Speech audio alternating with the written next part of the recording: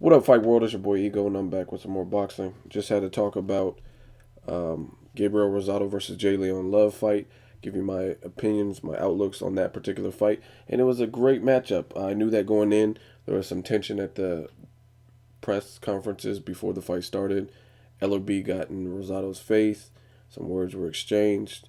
J. Leon Love said his words to Rosado, and it looked like those things, that bad blood, carried over into the actual fight. Now, this was a highly competitive fight. I don't think either fighter dominated. Um, Rosado did a lot of good things. He showed that 160 is a good weight for him. He's tough and a game competitor for really anyone. Him against Gennady Golovkin, it was just Gennady was too big, too strong, too powerful of a puncher.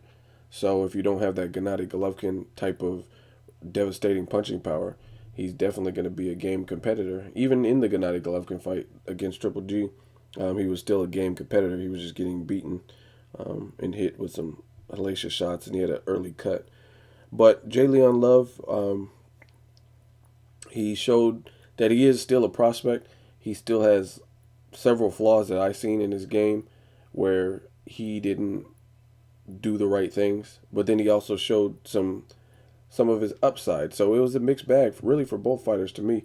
Um, I predicted Rosado would beat Jay Leon Love.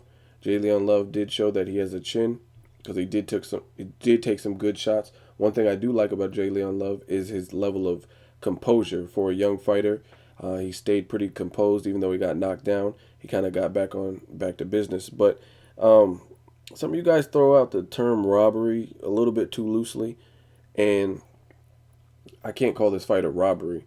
Um, as far as the judge that scored it 97-92, I believe, that scorecard is bullshit because there's no way Jay Leon Love by that won by that many rounds, in my opinion. I just can't see him beating Rosado that many of the rounds. Again, it was a highly competitive. So if you had either fighter winning by 1 point or even a draw, I'd be okay with that. Anything else more than that, like if you had a fighter 8-4 or something crazy, then or actually it was a 10 rounder. So you get the point. If you had anything spread really wide, then that's a crazy scorecard to me because this was a back and forth fight. Both fighters showed durability. Both fighters showed a willingness to win. They both look young, look fresh, but Rosado allowed Jay Leon Love to steal some of the shine. He didn't close the show per se after the knockdown, but he looked good, and Jay Leon Love looked good in spots. So again, it was a highly competitive back and forth fight. I don't agree with the 97-92 scorecard. Um, Off first viewing, I didn't score it live, and I haven't been doing that for a lot of the fights just because these are matches that I'm really anticipating. So I just want to focus in. I don't want to miss anything. But I'll view it again to see if anything changes. But off first, I would say a draw or one, either person winning by 1 point, I would be okay with. You have to also keep in mind, Rosado or any fighter in the situation of Rosado, you're going to Jay Leon Love's current home, Las Vegas. It's a money team event. Floyd Mayweather is you're on his undercard. Jay Leon Love is a money team fighter. So you have to know going into that, you know when you sign up that these are the stipulations, these are the terms, these are conditions. So judges have been swayed based on the where the event's held, the demographic, the crowd, etc., etc., etc. So in a close fight, you have to know that going in and do everything you can to press. And I think Rosado in spots looks stellar. And then also in spots, he allowed Jay Leon Love to kind of dictate the pace and gain control. So it was a back and forth affair. Rosado should have pulled away a little bit more in order to get a clear, concise win over the hometown favorite, which is Jay Leon Love. Again, with Jay Leon Love, I've seen some holes in his game plan.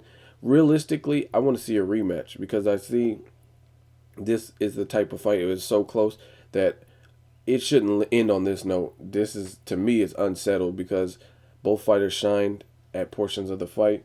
Um, Jay Leon Love was the only one that got knocked down in this fight, He looked like he got hurt later on in the fight. I don't remember the exact round number, maybe 8. I don't remember off the top of my head. But Rosado, I don't really remember him getting hurt per se or really buzzed, but he took some good shots and he allowed Love to dictate the pace for some of it. One thing that I noticed Jalen Love does is it doesn't look like he tucks his chin. He like lunges in, and he looks like somebody with more power will just end up clipping him because he has his chin up, and that's not good. And I realistically think that Jalen Love might have become a little bit cocky in the sense that he's the bigger fighter. I mean, if you just look at his size, he looks big. Um, he probably went in with the mentality like I'm the bigger fighter. This is easy work. You know what I mean? Just being around Mayweather and seeing that.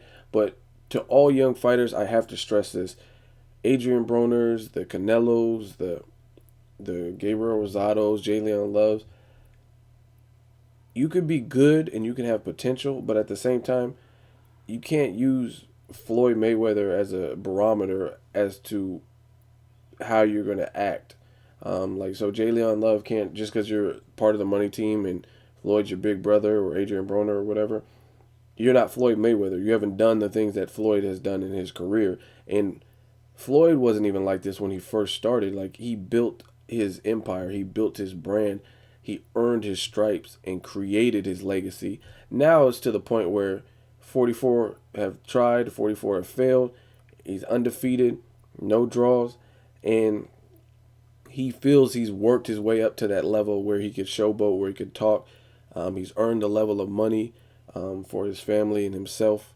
So he's on a different level, and I think some of these fighters look up to other fighters who have done more, and they're not there yet. Like Canelo said, one of his influences were Oscar De La Hoya and Chavez Sr. and Muhammad Ali. That's what Canelo said.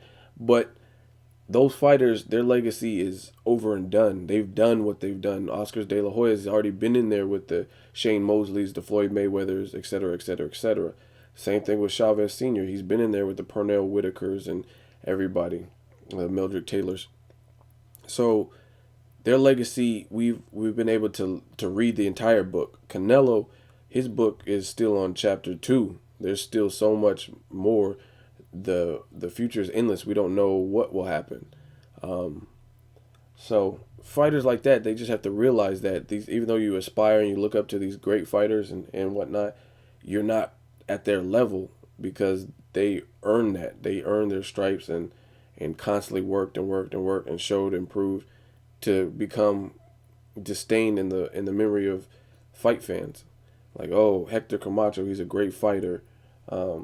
Sugar Ray Leonard, he's a great fighter. Tommy Hearns, they're great fighters.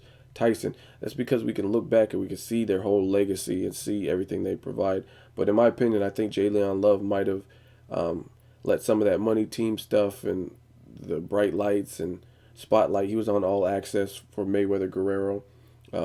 He's definitely got more recognition since he's been a part and affiliated with the money team. So I think he might have let that get to himself a little bit, thinking that, like, I'm going to steamroll through Rosado. And I said this in my prediction video. Rosado's from Philly. Philly fighters are generally tough. Look at the climate and the conditions in which they are brought up, the neighborhoods, the streets, the buildings, the gyms. I mean, Philly is the struggle. You got people like Danny Garcia's and Bernard Hopkins that are started from the bottom, and they're really doing what they're supposed to be doing, and they constantly show a level of grit and toughness. So that's not good if Jalen Love is thinking. This is my personal opinion, so I don't know if it's true. I haven't talked to Jalen Love about it, but that's something as a young fighter, and I suggest that to all young fighters. I'm not just singling Jalen Love out, but definitely,